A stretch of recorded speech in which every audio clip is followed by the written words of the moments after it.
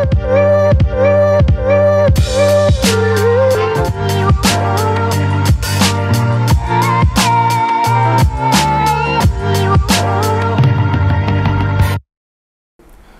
and welcome back teman-teman netizen atau warganet yang saya hormati semuanya. Di konten terbaru hari ini sesuai dengan permintaan dari teman-teman yang merupakan fans dari Persib Bandung, saya ingin membahas tentang transfer manuver dari Persib Bandung yang di luar dugaan saya mengontrak 2 pemain asing baru.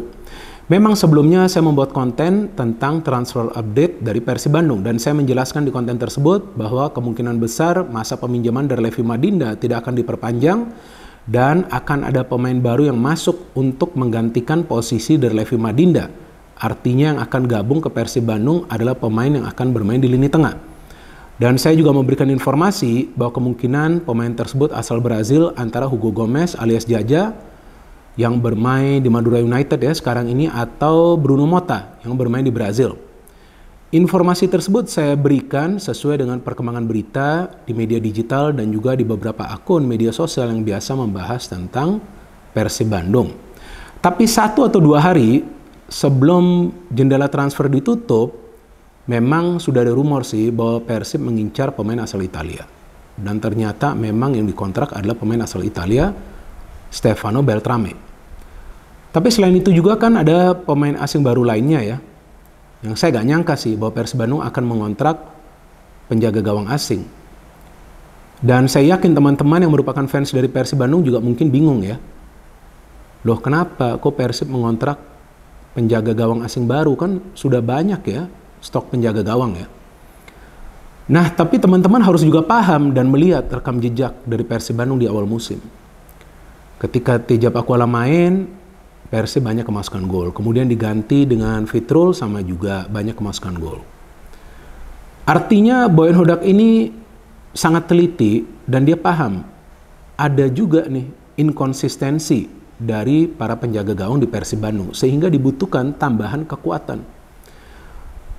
Dan yang dipilih juga bukan kaleng-kalengan karena yang dipilih adalah pemain tim nasional Filipina atau merupakan bagian dari tim nasional Filipina, Kevin Rey Mendoza yang sebelumnya merupakan anak buah dari Boyan Hodak di Kuala Lumpur City FC. Dan memang yang saya mengikuti perkembangan beritanya bahwa 2 pemain asing baru ini dikontrak sesuai dengan rekomendasi dari Coach Boyan Hodak. Artinya ya Coach Boyan Hodak bersama juga dengan jajaran pelatih lainnya di Persib Bandung sudah melakukan evaluasi dan tentu memberikan masukan kepada manajemen. Dan manajemen juga gerak cepat untuk mendatangkan pemain baru yang memang dibutuhkan oleh Coach Boyan Hodak. Dan selain itu juga kan hand-hand kembali ya sekarang ke Persib Bandung ya dari masa peminjamannya di Dewa United ya. Tapi Robbie Darwis ya yang sekarang dipinjamkan ke Dewa United dan Freds Butuan ya meninggalkan Persib kalau nggak salah ke Maluku United ya, saya lupa ya.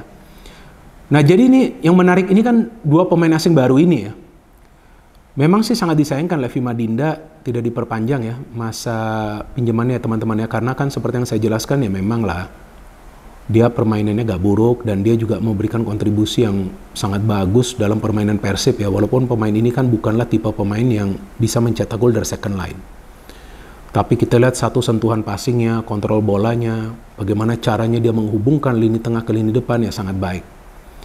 Dan dia juga bisa bekerja sama dengan Maklok atau juga dengan Deddy Kusnandar. Tapi seperti yang juga saya jelaskan di konten sebelumnya tentang transfer update dari Persib Bandung bahwa setiap pelatih itu seleranya berbeda. Jadi sepertinya Coach Boyan Hodak menginginkan pemain lain yang bukan saja menjadi penghubung tapi juga bisa mencetak gol dari lini kedua. Nah pemain tersebut yang dipilih adalah Stefano Beltrame. Dan memang pemain ini adalah jebolan dari tim usia muda Juventus dan dia juga lama bermain di Eropa ya. Nah, saya yakin Coach Boyan Hodak ini sudah melakukan penelitian secara intensif sebelum memilih Stefano Beltrame. Dan sebelumnya pernah ada juga pemain asal Italia, Marco Motta ya, yang juga pernah membela Juventus kan, yang bermain di Persija. Tapi kita lihat performa dia biasa-biasa saja, nggak sesuai dengan rekam jejak yang dia punya. Walaupun ketika bermain di Eropa bagus. Nah, artinya ya nggak bisa dijadikan patokan rekam jejak tersebut. Walaupun ya memang saya membaca ya komen-komen dari teman-teman di akun IG-nya Persib Bandung, ya teman-teman yang merupakan fans dari Persib Bandung sangat antusias menunggu aksi dari pemain ini. Tapi ya teman-teman juga harus paham bahwa belum tentu juga dengan cepat pemain ini bisa langsung beradaptasi. Apalagi ini kan Liga Indonesia nih, ini liga yang keras nih. Gak gampang ya bagi seorang pemain bisa langsung nyetel.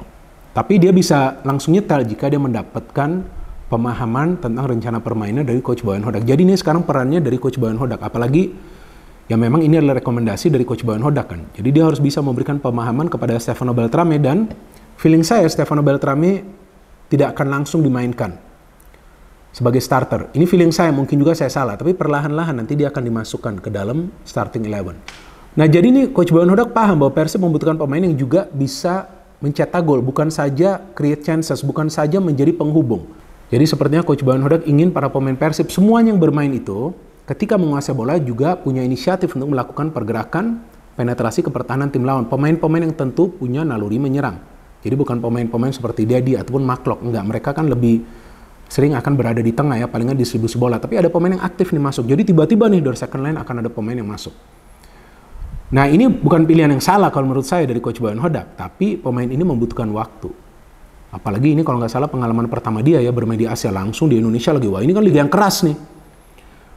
Tapi ya saya pikir kan manajemen dari Persib Bandung dan juga Coach Boyan Hodak sudah paham lah ya bahwa mereka membutuhkan pemain yang sudah punya jam terbang. Jadi Stefano Beltrame ini kan sudah punya jam terbang dan usianya juga ya matang lah ya. Jadi yang diharapkan dia bisa bermain tenang, dia bisa mengorganisir permainan dari Persib dan lini tengah. Jadi tidak hanya terfokus dari kedua sektor sayap, enggak. Dari tengah ini ada lagi pemain yang akan bisa muncul secara tiba-tiba. Dan Stefano Beltrame ini biasa melepaskan syuting-syuting yang keras loh.